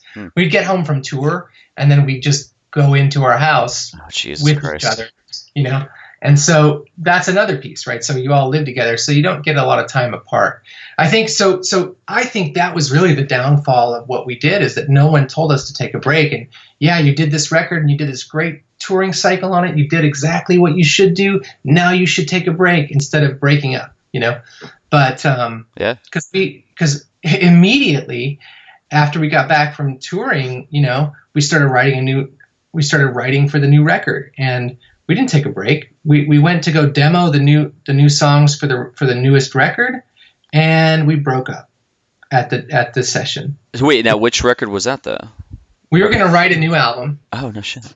And we wrote 3 songs. We had actually a couple more that we'd never, I think, that weren't fleshed out, but we had 3 songs that we were demoing. The songs are That Car Came Out of Nowhere, Please Drive Faster, and the other one that I sing. There's one that I sing that I can't remember the name of right now. Oh, no, these are ones that went on movie music? Yeah, they're on the volume 2. So the song, the 7-inch was called That Car Came Out of Nowhere, but there's 3 songs one of them was never released until movie music. So Okay. those songs were supposed to be the demo for the newest album, for the follow-up album to Framing Canvas. But at the session, as we were finishing, we finally finished, I think, the last tracking piece of it, and we were going to start the mix process. And we went outside, and we said we needed to talk, and that was it. We said, I think this is it. We're done. And then you guys had to go live with each other right after that conversation? No. By that time, we had all moved into different places. Oh, my God. Yeah, I was living in Chicago. Bob, I think, was living in Chicago. Todd was in Champaign, and Damon was in Milwaukee. So, okay. In any case, so that was it. So it was hard, man, because, we'd get to, like, we'd do tours and we'd do Europe and play, like, really great shows with great hospitality, and it was booked by an agent. And then we'd come back and do shows in the U.S., and all of a sudden we're playing a basement, and, like, we get shut down 3 songs in, and we're like, this is fucking lame. For me, it was hard. I think it was the hardest for me. I mean, for me, at least I feel that way, because I think I was the one who was like, I'm sick of being part of a losing team. Like, we just can't get anywhere. Like, we play a really great show, but then we come, the next day there's like 13 people there. This is stupid, and then the next day we play a festival, in front of, I don't know, 2,500 people, Wow. It's, and so, like, this is not cool. But one thing that I've realized over the years is no matter who you are and what band you're in, there are always off nights. Yeah. So, I honestly wish that at the time there was someone there to tell us, guys, this is what happens. If we had someone who was managing us or saying, hey guys, let's figure this out, but I had enough. I think, I thought I was going to go back to school, and I did, but then I just immediately started the Firebird Band, and we put out a record and got signed to Cargo Headhunter. And at that time they were doing all right. And so we were their newest, like, golden boys at the time, I think. And cause we were coming off of a lot of excitement from Braid. Yeah. Hey Mercedes had formed also right after that and signed. Yeah. And that was that was kind of telling too. When Hey Mercedes came out, I remember to my buddy, I was like, well, this is the same band without Chris. And so it was kind of like that. When my perception from the outside was that it looked like it was a 3-to-1 split, where, because you guys kept going, like, I didn't really hear about the stuff that you were doing after that, because Hey Mercedes, I think, weren't they on Vagrant or something like that? Yeah, they signed to Vagrant. Yep. Yeah, and that's how I got to hear them so fast. But I'm like, and it was weird too. It was just like we were talking about earlier. I was so used to Braid, and then at that time I'd gotten back into Framing Canvas, and then Hey Mercedes is around, and I'm listening to them just thinking it kind of has a Braid feel to it, because it's got Bob's voice, but it was missing Chris's guitar. And it's like going back to what we talked about early in the podcast. I was kind of like, I expected this, and it wasn't what I wanted, so I just totally shunned away from it. Like, yeah. I was like, nope, that's not what I want. It's not what I want. I'm not coming over to this party right now. Well, and I still run into people who are, for me, who are like, oh, you're the Firebird Band is you? I didn't know that. You're in Braid too. I knew that, but I didn't know the Firebird Band was you. I like the Firebird Band, or whatever, Yeah. So that was definitely a thing. It was hard to keep people with you when I went off to try to do something kind of what I felt like was different and fresh. But again, I was trying to do something different, and I think Hey Mercedes was trying to do. I mean, I can't speak for them. My feeling is that they were trying to do something a little more straightforward. Yeah. And a little more rock, which is totally fine. That they in what they did, they succeeded in that.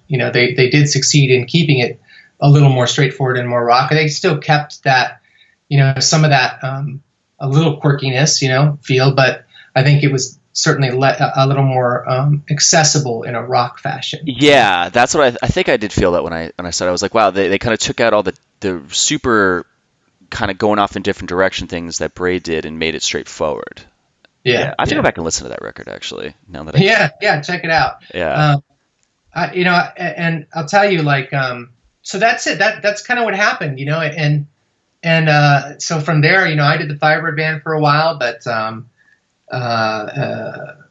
we did, we had a good run with that band, but then and then like just went off and did other things. I had a band called La Sparrow that I really liked a lot. It was me and two other guys that I met when I was around, I don't know, 23, 24. And wow, you were that young when you guys broke up, when Braid broke up? Yeah. I was 22. Get the fuck out of it. That's so crazy. Yeah. When Braid broke up, I was 20. So it was 99. Wow. And so I was 22. I turned 23 that year.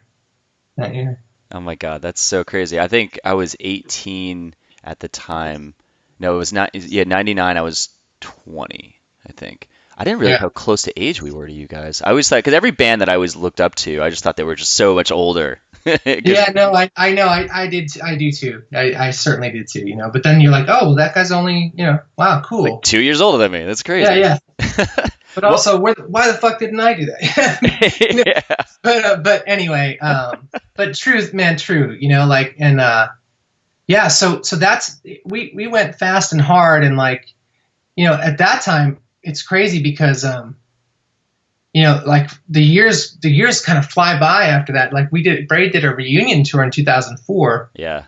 And then it seemed like an eternity had gone by from 99 to 2004. At least I think time just is slower when you're younger, but it's true. And I was 28 when we did the reunion tour, 27, and then turned 28, I think, that year. But, and so we had the reunion tour was better than any of our tours when we were before we broke up. I mean, we were playing sold out packed shows, and that was a lot of fun. That was with Minus the Bear and. Oh, wow. Really? Yeah. They were main support, and then Murder by Death. Murder by Death did the whole thing. We did 2 legs, and Murder by Death was the second band. Then Minus the Bear did main support, and then us on the first leg, and then the second leg, Murder by Death, was main support, and then us, and then we had a couple of other bands. So we had a great run. That was great, and that if we had kept going at that point, that's when that was all sort of hitting.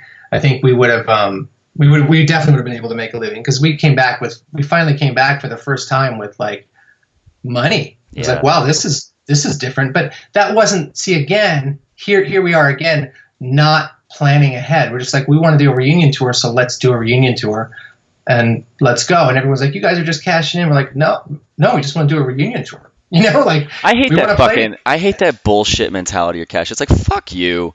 It's like you have a job you go to and you get paid for. It's like, go fuck yourself with that cash in mentality. Exactly. That's the truth. The truth is, everybody wants to see everybody else fail. It's that's just the case, right? I was in a band, now I work for a living, and now you guys are going back out and you get to make money. Fuck you. It's like, fuck it's that fine. Shit. But that's one thing, and people were getting a little shit for that, but it was that wasn't really, again, like I said before, had we had someone managing us or someone, aside from just booking us, maybe someone would have said, hey guys, here's what you should do, but that's, again, that didn't happen. Again, we always just did it just to do it, and that's kind of what Braid, really, we went on tour to go on tour. And so there was interest in a reunion tour. We had someone who wanted to book it. We had people who were excited about it. Bifocal Media was like, if you're going to do a reunion tour, we should fucking re-release this thing on DVD and do a whole interview. Well, I think they were going to do a post-release anyway and talk to us 5 years later. But it turned out we were going to do a reunion tour, so it made sense. By the way, because I think we started talking to Charles at Bifocal about doing this Braid retrospective DVD. And we started hanging out and talking, and that's really what brought us back into the same room again. We hadn't all really hung out in 5 years. I think I'd been to a couple Hey Mercedes show and said what's up, but not much hanging out happened between all of us. And so we had such a good time doing the DVD and the commentary that I think we decided we should probably do a tour. This would be a lot of fun, Awesome. And I think, Charles was probably stoked because he's like, well, hell yeah, because now I can sell some, you know. So, Was that the but DVD with you guys are playing in the Metro and in the fire? yeah, Yeah, I remember I bought that years ago because I was so yeah, excited. And that was it came out around the same time as the movie music, right? yeah. I think movie music maybe came out a few years before that, like 2001 or Okay, 2000. 2000. It came out in 2000. Okay. The Braid DVD, the original VHS tape called "Killing a Camera," That's it. came Yep. came out in 99 or 2000, right after we broke up. Movie music came out around the same time, so that all came out. And then the retrospective DVD came out right as we were getting ready to go on tour, which people won't believe it, but it just sort of happened to coincide with it. And it was actually the impetus for us to decide to do a tour, was getting together to do the commentary. So That's crazy. Yeah, there's actually a video on YouTube by Shoot the Moon Media of you guys playing in Greensboro in 2004. You're playing Killing a Camera. That's so fucking oh, cool. nice. Holy shit, Nice. that's crazy. So what was I just wanted to walk just because I live in North Carolina now. Which so two things. Yeah. One, I remember getting the Actuality of Thought back then when it was a VHS tape. So we went on tour and we come down. We played a show in Greenville and we're in the skate shop. And I go, this place looks familiar. I'm like, and I saw the Actuality of Thought, and I go, holy fuck, I have that video or that VHS tape. And the guy goes, yeah, they filmed the part with Piebald and Caven downstairs in the skate park where you guys are playing tonight. And I'm like, what the fuck? So I remember we played that show, and I'm like, holy shit, this is exactly where. But I remember that whole thing had like the Get Up Kids in someone's house, Jejune in someone's house, and then you guys are playing in this yellow basement or this room. Yeah.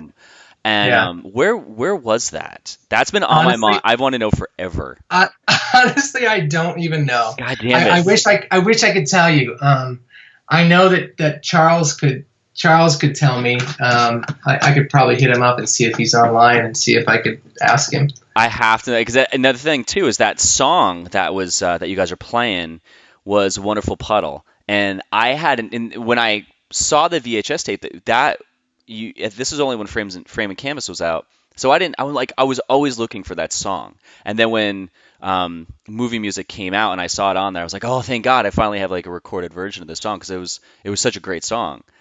And like I love in the beginning where you guys start playing and oh shit, what's his face? Todd, his like chord pops out and he's just sitting there looking around like what the fuck, and then he just like jumps back in and you guys are going off. It was just so great. I don't know, I just love that clip so much, and I've always wanted to know where it was. Yeah, well, I just hit up Charles to see if he'll answer me, so we'll see. Perfect. I literally I did some research today. I emailed the guys who filmed that, and it goes, you could just kind of follow this rabbit hole, and it goes back to them. They're like, yeah, we went to college in Greenville and just took our cameras around videotaping all this stuff. And I remember there's a clip in there where Promise Ring's playing in front of this like Coke machine that was very famous because it was on this band Fun Size on the cover there. So I'm like, where the fuck is that place? It turns out it's in Chapel Hill as well. It was like this spot. So I don't know. So that's where we met those guys. They would show up with their cameras, and it was Brad and Charles, and there was another guy whose name I can't remember right now, and I hate that I don't remember it, but Brad's in LA now, and Charles is in Asheville now. So, and that's Bifocal Media. I think they're still doing like video stuff. He did BMX video stuff for a while. And, yeah. Charles did, and Brad actually directed a Firebird, the only Firebird Band video we have that's out, for a song called Satellite Delay. Oh, wow. We flew out to LA in 2003, and he directed a video out there for us. He actually replied to my email. Yeah. Oh, Brad did? Yeah, I was like, is this Yeah. you guys? He goes, yeah, we filmed that 100 years ago. How can I be of service? That's hilarious. What was it? I know I'm jumping all around just because I No, that's have limited okay. time. So Frame and Canvas, when you guys went into the studio and recorded that, did you kind of feel that record was as solid as everyone else perceived it as when you were putting it together? It's a hard question to answer from your perspective, because from mine, I think it's a flawless record, beginning to end. But I always wonder, do bands see that when they're putting it together? Like, wow, shit, we got something here. So I will say that I knew that the songs that we were writing were the best songs we'd ever written. I knew that. So, and I also felt people who had seen us play a lot of times, we were playing these songs live. So people who had seen us play a lot of songs were already singing along and jumping and asking for the songs. So we were sort of getting a lot of leverage from those songs live. Really, I don't know what the word is, but a lot of great response from those songs live already. Yeah. And so I think we knew that we were doing something good, you know. I don't know that we knew that it was what was going to happen, but we certainly all knew that it was the best record we had ever written at the time. You know, it's so good. I think that's true, and I think that we knew that it was going to sound the best because we were in, you know. Again, it all comes back to DC, right? Here we are at Inner Ear Studios that I used to look at on the first Minor Threat tape that I ever had and going, oh my God, man, that's so cool.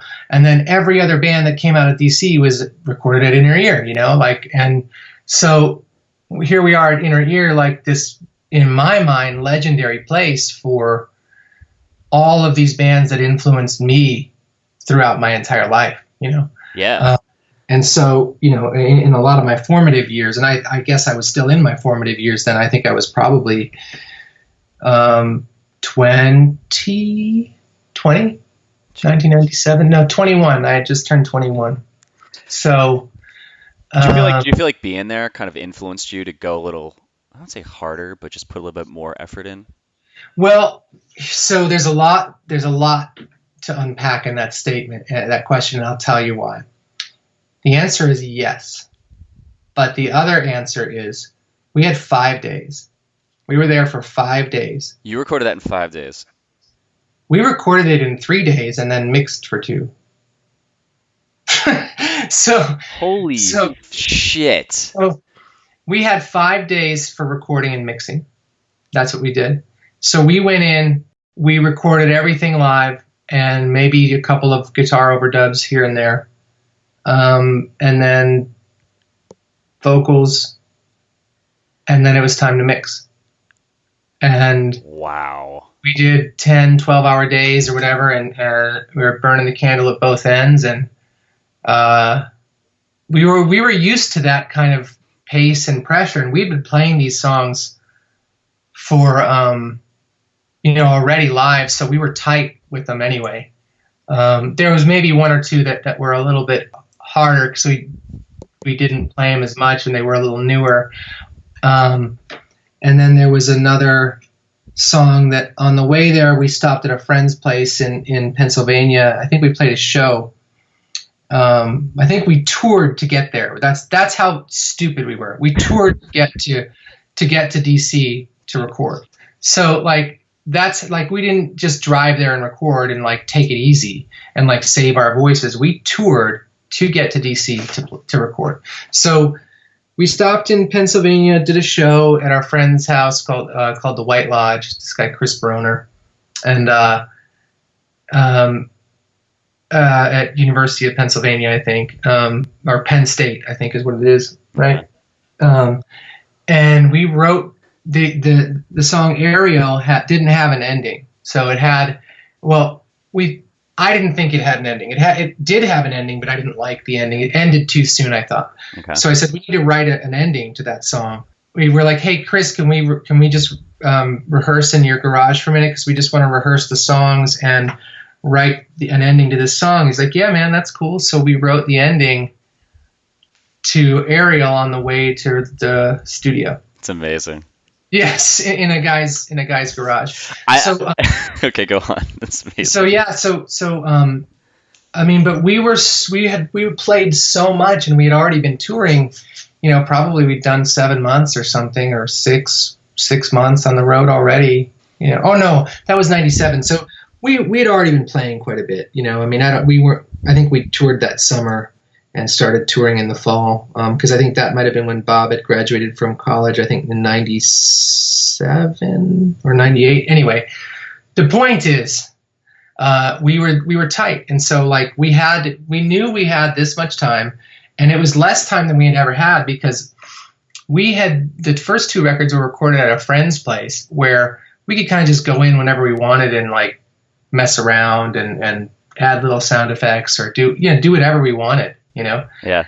And so Framing Canvas was our first time with the time constraint, but also the craziest time constraint you can even imagine. I mean, these days recording a full album and mixing in 5 days is just, you don't do that, That's the demo.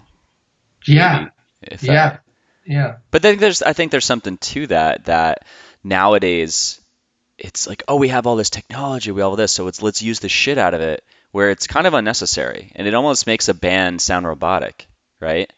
And I think that what Framing Canvas did, it's the thing, you can hear that rawness in it, but you can also, it's like, now that I listen to it, I think I'd be able to hear, especially knowing that it's fucking done live in a lot of parts, is that's just grueling time on the road, and it's almost like you bring that road sound into the studio with you. It's like, you ever see a band get on stage and they just look like they've been touring their asses off and they sound like it, but they're just, from their face expression to the sound that's coming out of their guitar, just the way they look, it's like the road is just sticking to their skin. It's like, you can kind of get that now with that record. And there's a little bit of rawness in there too with your sounds, like with your voices. Like, you guys hit the notes, but there's some like roughness to it. Definitely. I mean, we didn't, we weren't. I mean, we definitely didn't. We focused on the vocals as much as we had time to focus on the vocals, so that it sounded like us. And but you're right. It was raw, and by first song in for Bob, he starts to get kind of like gruff a little bit. And so, it was hard. I mean, but I think that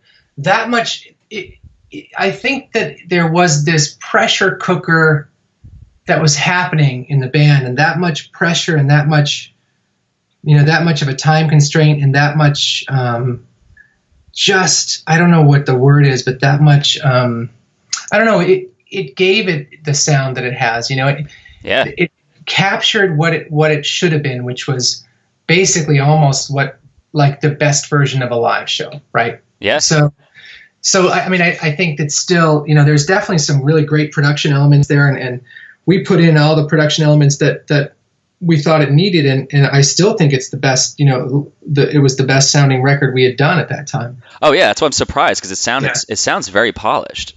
It's very bright, and all the instruments are all, what's the word? Present.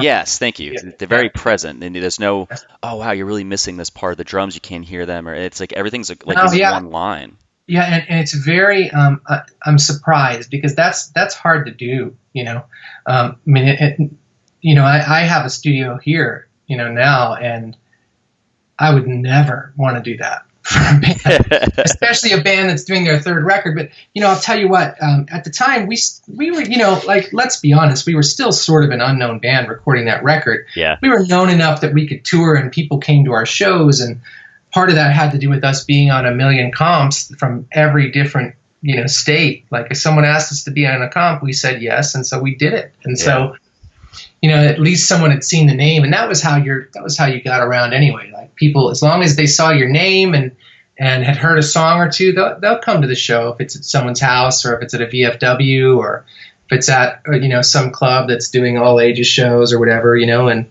so that's how we did it.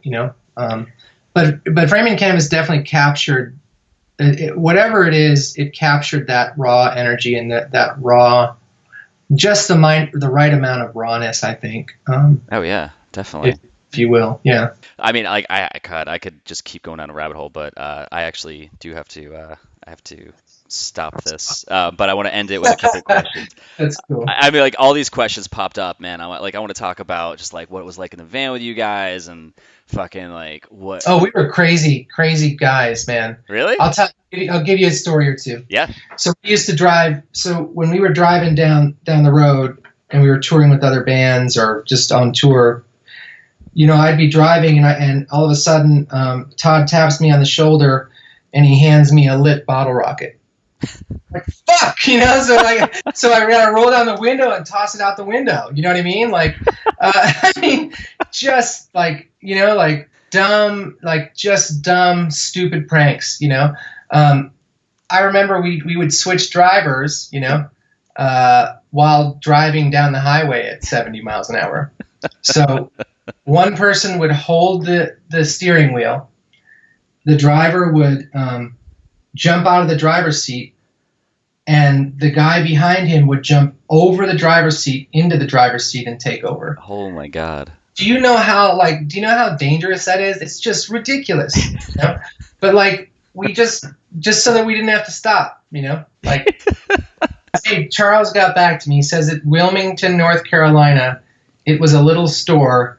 Get Up Kids were filmed upstairs at the same venue. Holy shit, that's crazy.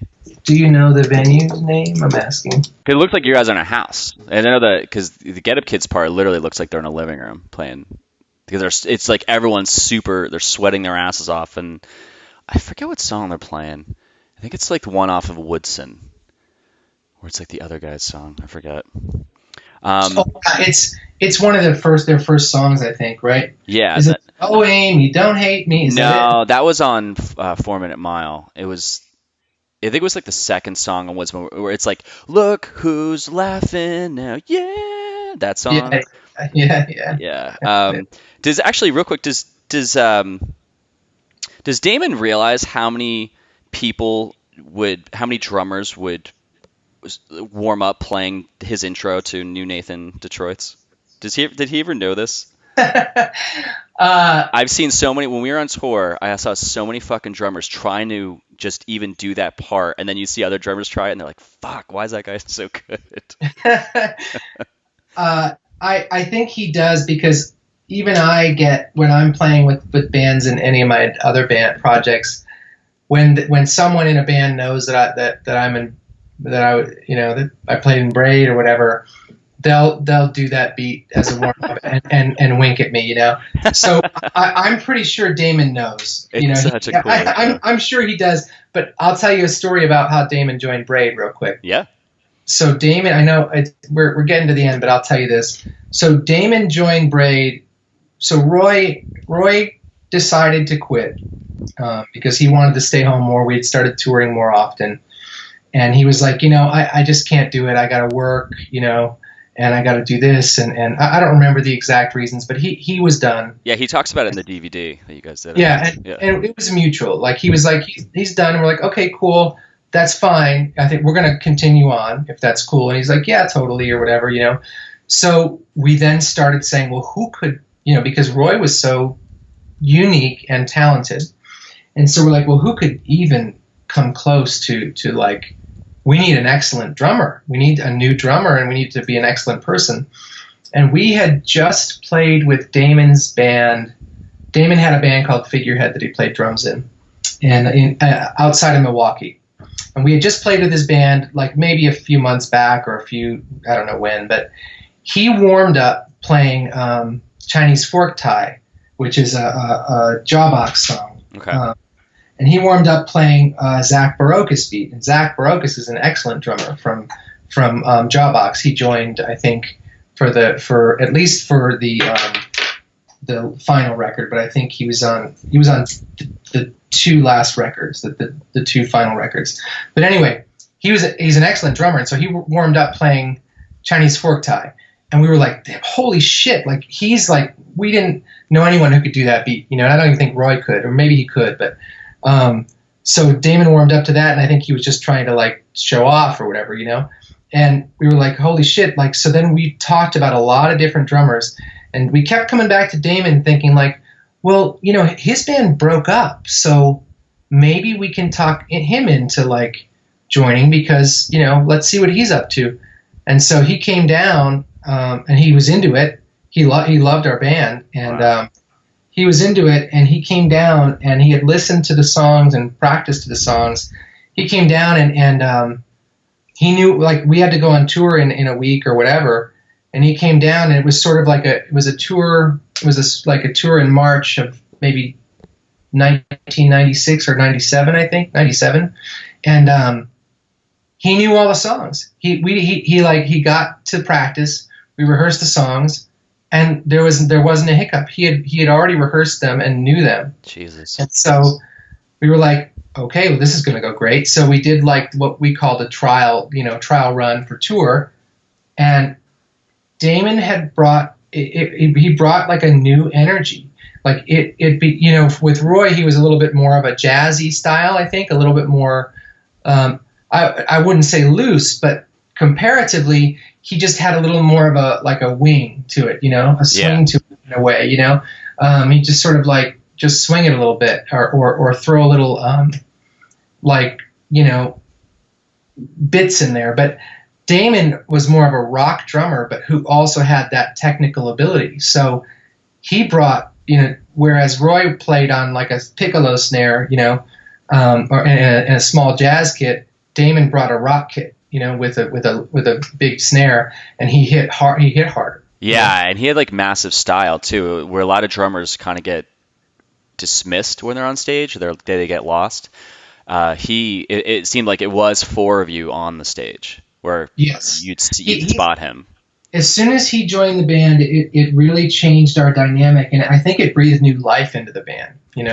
So we just Age of Octane had been released, and then we were kind of like, okay, what are we going to do next? And then Roy was like, I'm done, and so we're like, all right, well, let's see what happens. Let's do this tour, and then it was like just a fresh breath of air, and not that we needed Roy to leave for that to happen, but it just happened that way. Yeah. And Damon was really, really a personality unto his own, who really added to the dynamic of the band rather than took away from it by switching drummers. He just added this new dynamic that gave another person, like, even though Roy had his own personality and what he was doing, now Damon had this new personality that gave us this a little more of a rock, I don't know, harder sound or something, Yeah.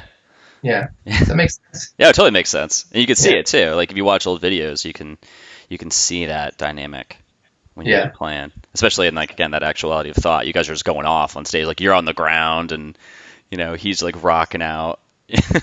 Yeah, I mean, your hair was fantastic back then, by the way. Oh yeah. Well, I mean, everyone's hair is fantastic at 20.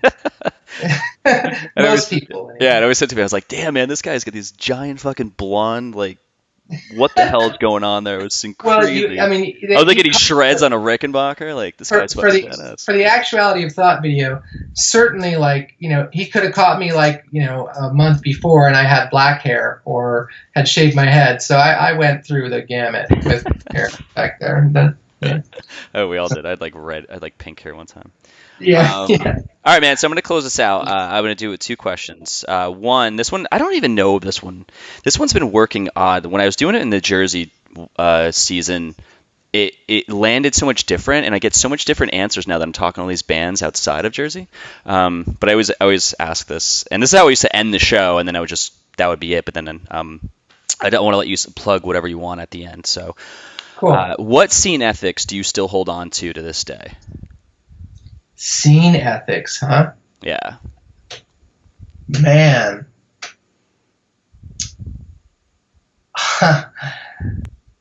Why don't you tell me what scene ethics you hold on to so I have an example? Okay. Mine is more this has been a lot of answers. A lot of these answers have been DIY. They learned through the scene of how to just do everything yourself. And that's kind of been my life. My life has always just been do whatever feels right and be authentic with it, but do it yourself and don't give the power to anybody else. And so that's basically how I live my life. Like in 2000, like when I quit my band in 2000, I went to school and was working for a company for a little bit, but from 2006, I went freelance and I've been doing everything on my own. So like this podcast is just another thing. I just was like, I really want to do a podcast about the late 90s and I want to talk to bands that I love. I'm like, let me just do it. And let me just figure it out and see if anyone wants it. But make it authentic and talk to people on a genuine level and just be excited about it. So does that make sense? Does that help you kind of? Yeah, no, it does. Man, I think that, like now I'm going to steal that answer, but I think I want to expand on it. So Sure. certainly I learned a lot of DIY ethics back then, right? If you want to do something, just do it. And that's why we did what we did, and that's how we did what we did, and that's how we got to record a record that people seem to connect with to this day, right? So, but in some sense, having a little help sometimes isn't the worst thing in the world, and I think it's really hard to go it alone. So, DIY with help, I think is a good way to put it, where if you've got someone else with a similar interest, try to work together with it. But that said, I think really honestly, like my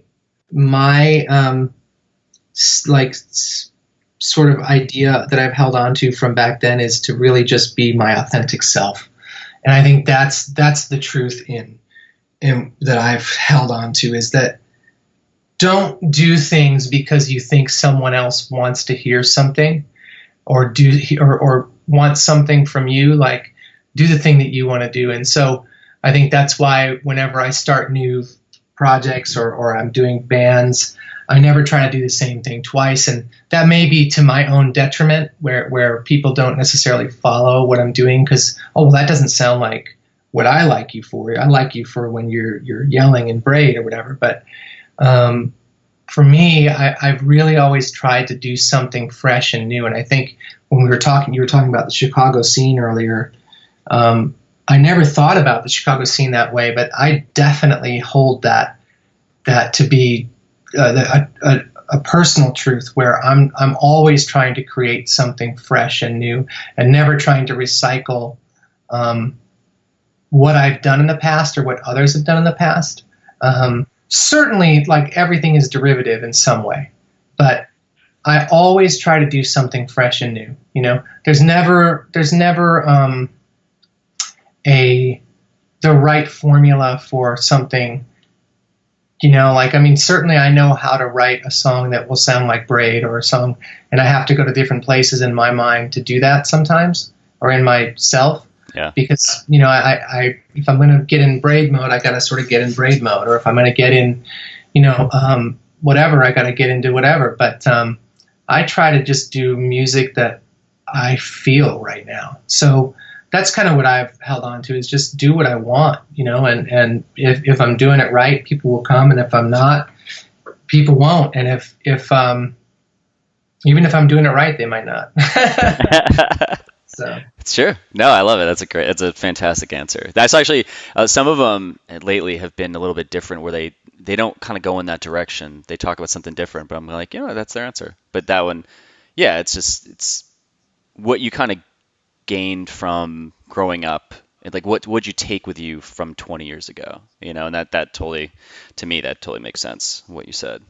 Yeah, man, I think it's really just we weren't trying to impress anyone but ourselves, at that time. We were trying to just kill it, and that's kind of what I still try to do, no matter what I'm doing, Yeah. I go 110% no matter what it is, and I don't know if that's that's definitely from the shows. I never wanted to, even if I was playing to 3 people, I never wanted to just kind of phone it in. Yeah. But I certainly have played to only 3 people, and I've played to 3 people, and I played to whatever, thousands of people. But I think that it's no matter what, as long as you're giving it your all live, and in every aspect of what you're doing, I think that's you got to leave it all on the table, Yeah. So to end this, what would you like to plug? What would you like to tell people to go check out? Well, this has been fun. Thanks, by the way. Yeah, man. Thanks for saying. Yeah, when you said, when I reached out to you on Facebook, I never know who's going to answer. It's like I'll just like reach out to all these bands, and like some of them just go silent. You're like, yeah, maybe. I was like, oh yes.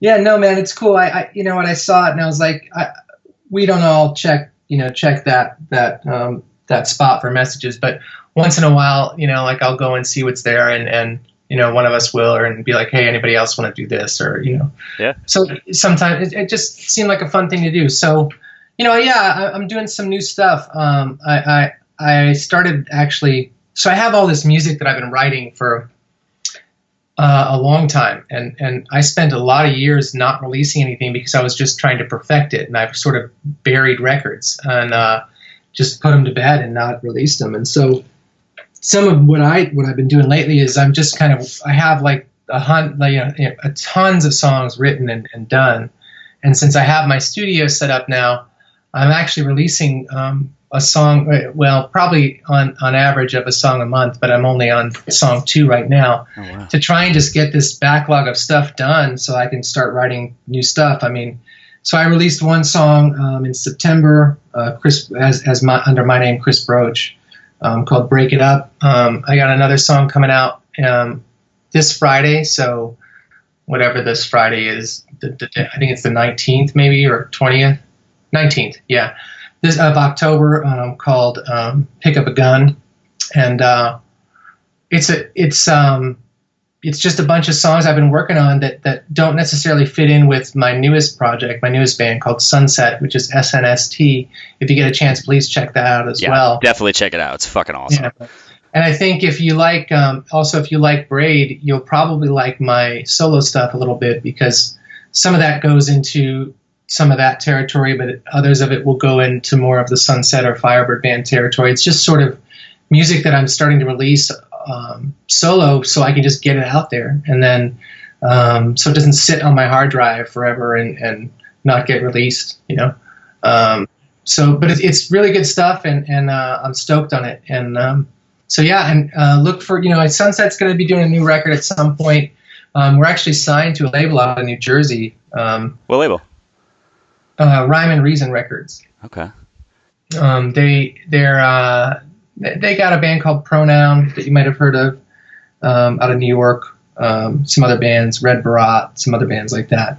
But check them out. They're great. And if you get a chance, check out my new solo stuff. I'll be putting stuff out pretty much a song a month for a while, maybe even more than that. But if I focus on trying to do a whole album right now, I've got 3 kids, right? And so I've got 3 kids under 5, a 4.5-year-old, a 2.5-year-old, and a 6-month-old. So I can't necessarily focus on a whole album right now. So I kind of get song to song and just kind of do it. Otherwise, I'll never get it out. So that's kind of what I've been doing. But yeah, man, it's awesome, and I'm stoked and happy you're documenting some stuff and talking to some cool people. And I hope that some people listen to this.